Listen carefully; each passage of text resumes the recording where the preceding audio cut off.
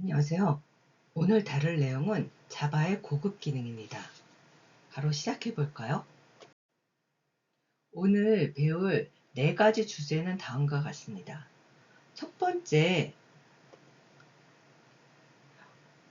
기본 타입을 객체로 변신시키는 래퍼 클래스, 그 다음에 스트링. 두 번째, 크기가 자유자재인 일종의 배열이라고 할 수 있는 어레이 리스트. 세 번째, 코드의 안정성을 지켜주는 일종의 수호천사와 같은 제네릭스. 마지막으로 이 모든 것을 담는 어떤 상자라고 할 수 있죠. 콜렉션. 그리고 콜렉션 내용을 둘러볼 수 있도록 도와주는 일종의 만능 열쇠와 같은 이터레이터까지 다룰 예정입니다.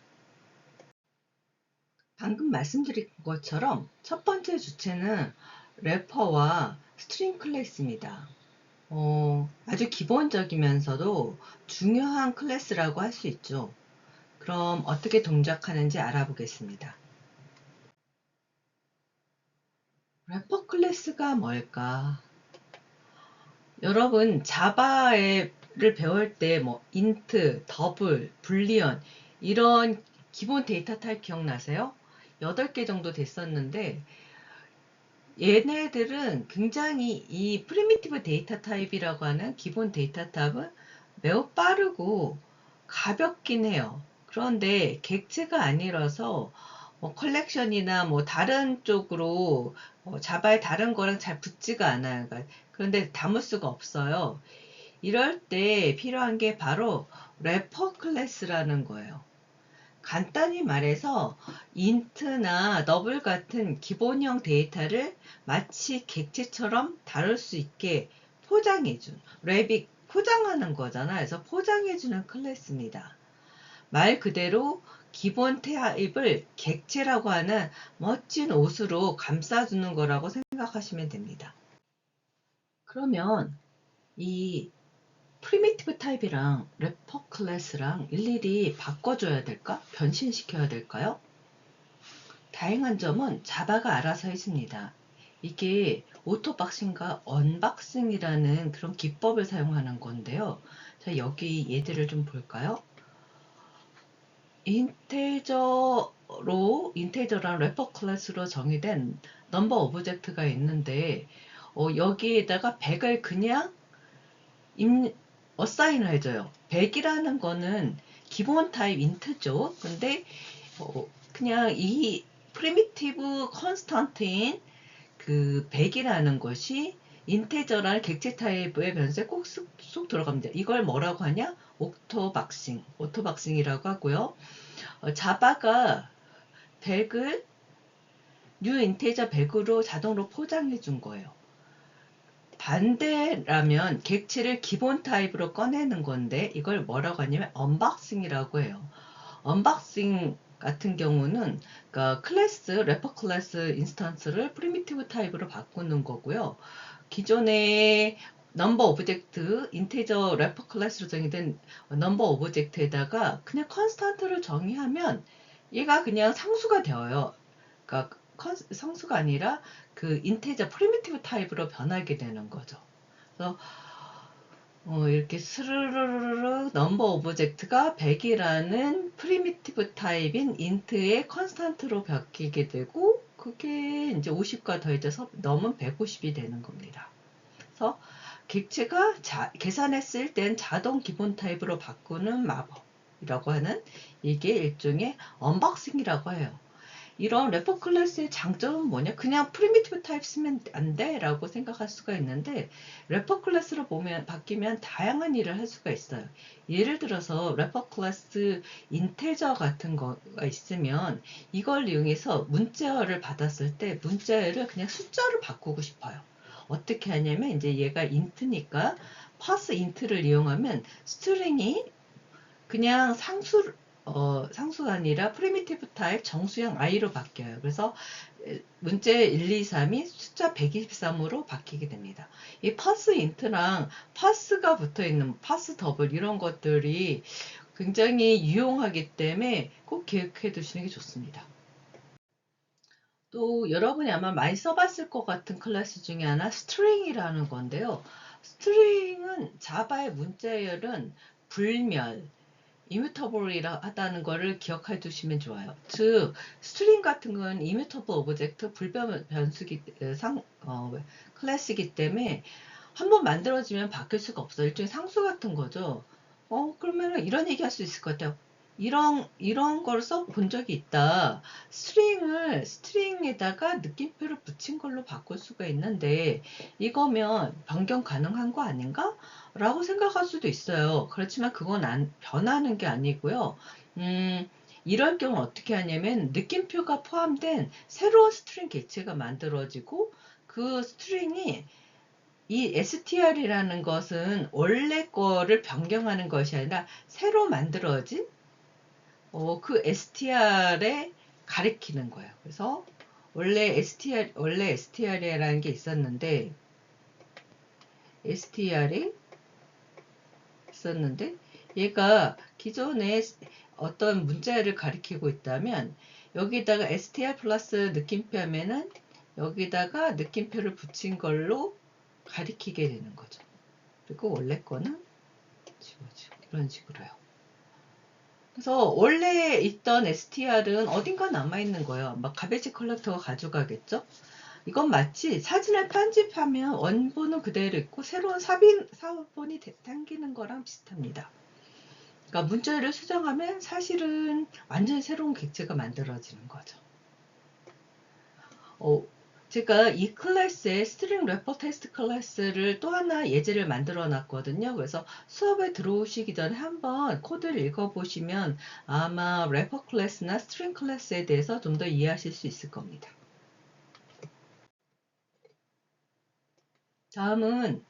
다음 주제는 어레이 리스트입니다. 이게 왜 필요할까요? 여기서 좀 눈에 띄는 게 어디서 많이 본 게 어레이, 배열이라는 거죠. 아마 얘랑 관련이 있을 것 같지 않으세요? 이게 필요한 이유는 배열의 단점 때문입니다. 여기 4칸짜리 호텔이 있다라고 생각해요. 방이 4개인 호텔이 있다고 생각을 했어요. 처음에 호텔을 만들 때는 4개면 충분하겠지 라고 생각하는 거죠. 이게 바로 배열 같은 거예요. 근데 손님을 4명까지 받을 수 있는데 어느 날 갑자기 단체 손님이 10명이 나온 거예요. 그러면 이럴 경우 어떻게 해야 될까요? 죄송합니다. 빈 방이 없네요. 라고 해야겠죠. 배열은 한번 크기를 정하면 절대 바꿀 수가 없잖아요. 그래서 되게 난감하잖아요. 이때 구세주처럼 등장하는 게 짜자잔, 어레이 리스트입니다. 어레이 리스트는 크기가 정해져 있지 않아요. 그래서 마치 필요하면 저절로 늘어나는 마법의 호텔 같은 거죠. 손님이 오면 그냥 add라는 메소드를 이용해서 방을 내어주면 어디선가 방이 생겨요. 되게 편리하죠.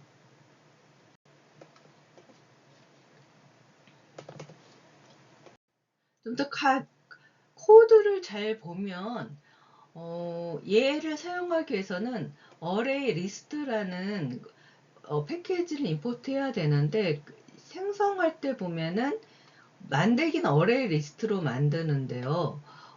선언은 리스트로 해요. 얘가 어레이 리스트라는 게 리스트를 임플리멘트한 거여서 그런데 이런 식으로 사용하는 게 굉장히 좋다라고 알려져 있습니다. 그래서 리스트하고 우리가 집어넣을 건 지금 인테저 변수를 넣을 거기 때문에 꺽쇠 안에다가 인테저라고 넣을 거예요.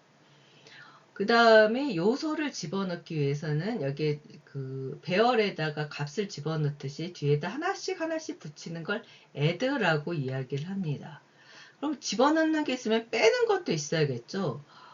빼기 위해서는 remove라는 걸 사용을 해요. 이거는 우리가 인덱스를 사용하는 거랑 똑같거든요. 여기 이 remove 할 때 이 2라는 거는 그 인덱스 2, 그러니까 0, 1, 2, 그러니까 한국말로 하면 세 번째 있는 것의 값을 remove 하는 거예요.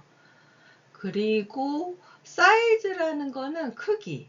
지금 현재 사이즈를 알려주는 겁니다. 그래서 여기 보면은 0부터 4까지 숫자를 집어넣었잖아요. 그래서 0부터 1, 2, 3, 4 집어넣고 얘를 이제 출력을 하라고 하면 이렇게 출력이 돼요.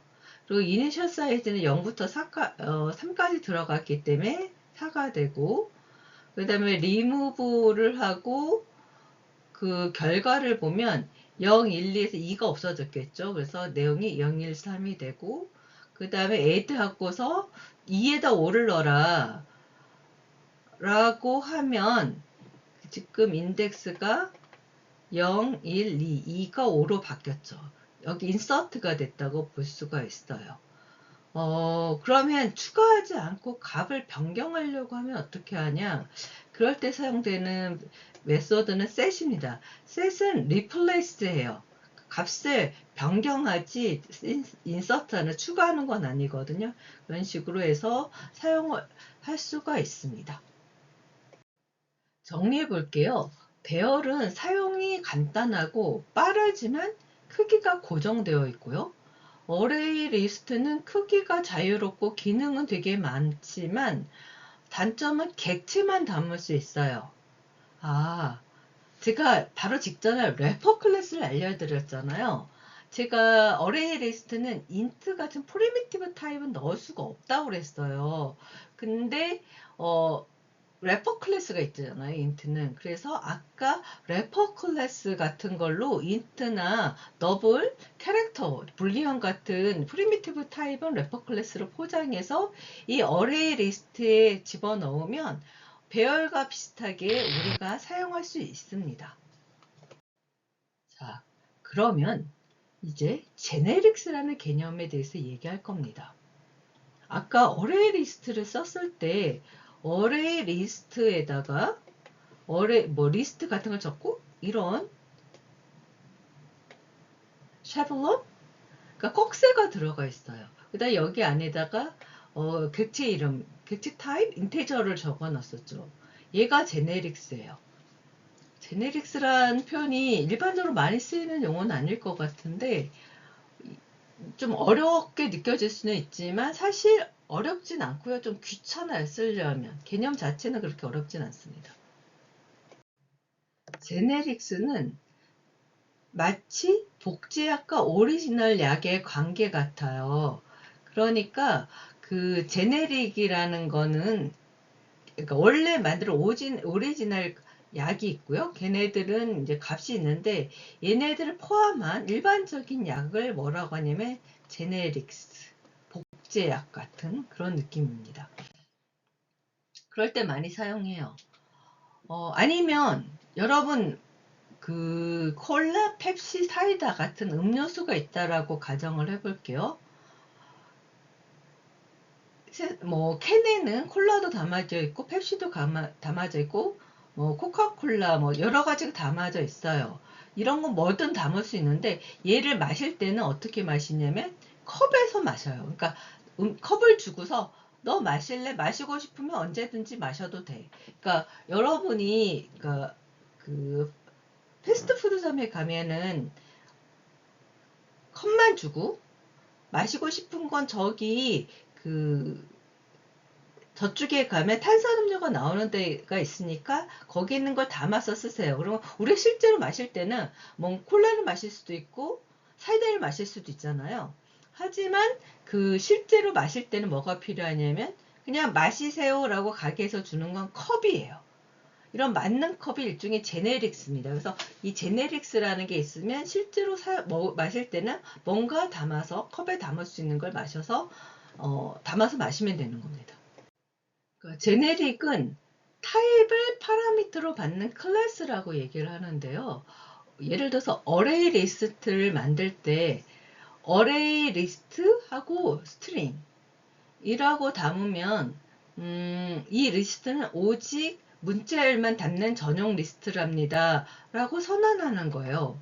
근데 어레이 리스트 인테저라고 하면 정수 객체 전용 리스트가 되는 거죠. 마치 컵이라는 것에 콜라를 담을 수도 있고 사이다를 담을 수도 있는 것처럼 어레이 리스트에는 스트링을 담을 수도 있고 인테저도 담을 수 있는 거예요. 대체 근데 이걸 왜 쓸까요? 얘를 쓰는 가장 큰 이유는 바로 타입의 안정성 때문입니다. 그러니까 어레이 리스트에는 하고 스트링이라고 한정을 지우면 우리는 그 순간부터는 절대 인티저 타입의 숫자를 넣을 수가 없어요. 그래서 코드를 짜는 순간 여기는 문자열만 넣기로 약속했잖아 라고 바로 주기 때문에 덕분에 실행 중에 엉뚱한 타입을 넣어서 프로그램이 멈추는 끔찍한 에러를 잘 막을 수 있어요. 되게 든든한 보드 같지 않아요? 그러니까 우리가 콜라를 그냥 컵을 주고 아무거나 마시세요라는 게 아니라 컵을 줄 건데, 그러니까 가게에는 컵이 되게 많고 실제로 손님이 콜라 주세요 라고 하면 거기다 콜라를 담아주고 필요하시면 리필을 해드리는데요. 콜라만 됩니다. 뭐 이렇게 얘기하는 거죠. 만약에 여러 개가 있다 그러면은 이제 쉼표를 사용하고요. 파라미터가 그 다음에 특정한 것만 받고 싶다면 이거 바운디드 타입이라고 하는데 그걸 때는 익스텐드를 써요. 마치 슈퍼 클래스의 자식 클래스 같은 것처럼요. 우리가 직접 제네릭 클래스를 만들 수도 있는데요. 그러니까 퍼블릭 클래스 샘플이라고 하면 여기서는 T라는 어떤 타입이 들어올 수 있다라는 뜻의 약속 기호예요. 이렇게 만들어 두면 우리는 뭐 샘플 스트링, 샘플 인티저, 샘플 애니멀 등등 자유롭게 쓸 수 있는 거예요. 그리고 이 T는 우리가 클래스 타입이라는 건 알고 있는 거잖아요. 그래서 클래스처럼 쓸 수가 있죠. 그래서 얘를 변수를 선언하는 데이터 타입처럼 쓸 수도 있고요. 아니면 get data라는 그런 메소드의 리턴 타입으로 사용할 수도 있고, 아니면 우리가 set data라는 걸 정의하고 그것의 파라미터 타입으로 사용할 수가 있어요. 그래서 이렇게 다양하게 사용할 수가 있습니다. 그래서 파라미터가 t가 되고요. 그 다음에 t는 멤버 베리어블의 데이터 타입으로도 쓸 수 있고, 그 다음에 메소드의 파라미터 타입으로도 쓸 수 있고, 리턴 타입으로도 쓸 수 있는 거죠. 만약에 하나의 제네릭스에서 2개 이상의 자료 여행이 결정되지 않았다면 이때는 이런 식으로 안에 2개를 적어놔요. T1, T2 콤마를 쓰고 각각이 다른 타입이기 때문에 이렇게 다른 타입을 적어줘요. 다른 타입일 수도 있고 같을 수도 있는데 어쨌거나 여기서는 다를 수도 있다라고 해서 이렇게 적었고요. 이 제네릭스를 사용할 때는 샘플 데모 여기서처럼 변수명을 선언할 때 적어주면 돼요. 여기 인테저, 스트링 이런 식으로 적고요. 그 다음에 얘를 초기화 해줄 때는 sample2라고 적고 지금 타입을 그러니까 클래스 이름을 적고 제네릭 클래스를 적고 안에 여기는 2번 똑같이 인티저 스트링을 다시 적을 필요는 없어요. 그냥 안 적으셔도 돼요. 그러면 똑같이 인티저 스트링이 들어갔다라고 생각할 거고 인티저 파란색은 3 스트링은 헬로로 정의를 했어요. 그래서 지금 T1이 인티저로 변환이 됐고 이걸 통해서 확정이 됐고 그 다음에 이 인테저라는 걸 선언할 땐 3으로 이렇게 정의하고 T2라는 걸 여긴 스트링으로 지금 한정을 했고 이걸 통해서 이제 선언을 할 때는 헬로라는 스트링 컨스턴트를 집어넣는 식으로 정의를 합니다.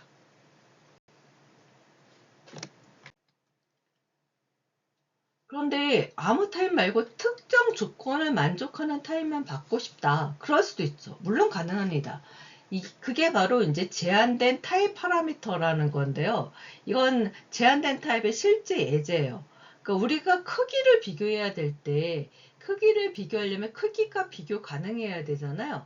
그렇기 때문에 컴페어러블이라는 그런 인터페이스, 얘는 인터페이스인데 이 인터페이스를 구현할 거예요. 이건 구현하는 거지만 그 컴페어러블이라는 것을 한정을 받는다, 바운드 된다고 했기 때문에 똑같이 익스텐드를 쓴다는 게 좀 특이하고요. 컴페어러블 자체도 얘가 또 파라미터 타입을 갖기 때문에 파라미터라이즈 클래스 인터페이스거든요. 그래서 이렇게 똑같이 t라고 적습니다. 그래서 t를 이제 선언한 대로 사용을 하고요. 그 다음에 얘는 지금 comparable이라고 했기 때문에 일반적인 클래스는 사용할 수 없는 compare to라는 그런 메소드를 사용할 수 있게 돼요. 그래서 우리가 만약에 이 클래스에서 이 t는 반드시 compare to라는 메소드를 가지고 있을 거라고 약속을 했기 때문에 이렇게 익스텐드를 통해서 약속을 했기 때문에 클래스에서 안에서 되게 안전하게 안심하고 그 메소드를 호출할 수 있게 되는 겁니다. 정리하면 제네릭은 파라미터라이즈드 클래스로 뭐든지 담을 수 있는 보물상자 같은 겁니다. 이제 거의 다 왔죠. 마지막입니다. 우리가 배운 어레이 리스트 그리고 앞으로 배울 다른 자료 구조들은 사실 자바 컬렉션 프레임워크 JCF라는 거대한 보물 상자의 일부예요. JCF는 자바 컬렉션 프레임워크라고 부르는데 데이터를 관리하기 위한 어떤 통일된 구조고요. 얘가 갖고 있는 건 인터페이스, 즉 무엇을 임플리멘테이션, 구현체 어떻게 정확히 구체적으로 그리고 알고리즘으로 구성되어 있죠. 이걸 사용을 하면 개발 시간도 되게 줄고 코드 성능도 올라갑니다. 오늘 제가 제네릭스 같은 걸 열심히 설명한 거는 여러분이 앞으로 JCF를 사용할 거라고 생각하기 때문에 이렇게 얘기를 했어요. 여기에는 컬렉션에는 리스트, 셈, 맵 같은 설계도와 어레이 리스트, 나중에 배울 해시셋 같은 실제 구현체들, 그리고 얘네들을 사용한 정렬이나 검색 같은 유용한 도구, 알고리즘이 가득 있거든요.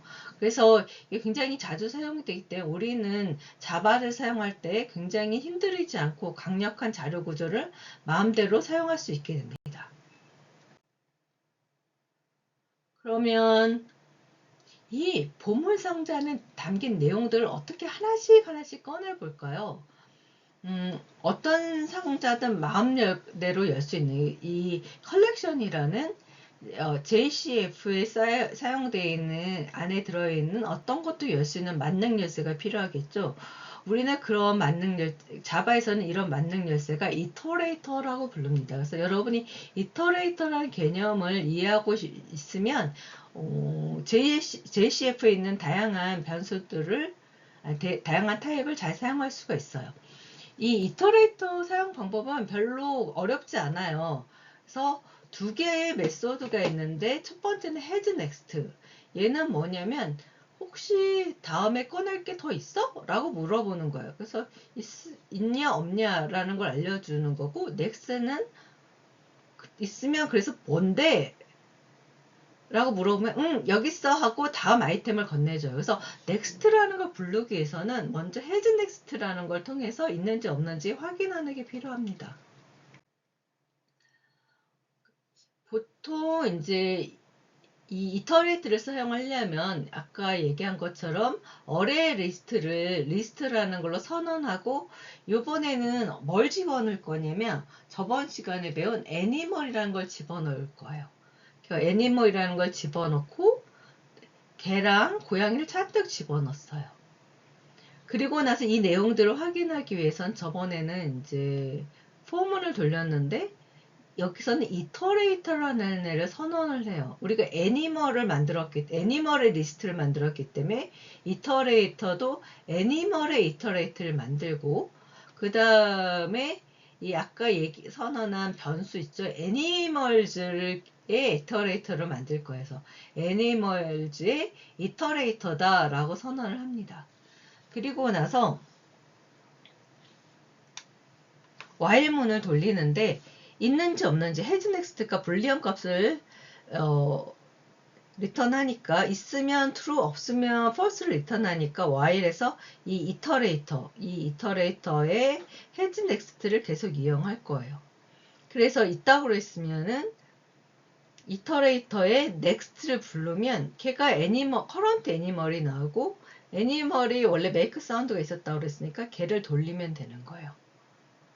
그래서 어레이 리스트든 해시셋이든 앞으로 배우는 어떤 내용이든 똑같은 방식으로 이렇게 순회할 수가 있어요. 정말 멋진 표준 방식이죠. 그래서 근데 이 while문은 for each loop로 변경할 수가 있어요. 이런 식으로 while문 대신 for문을 사용을 할 수도 있는데, 여기는 head next는 next가 보이진 않아요.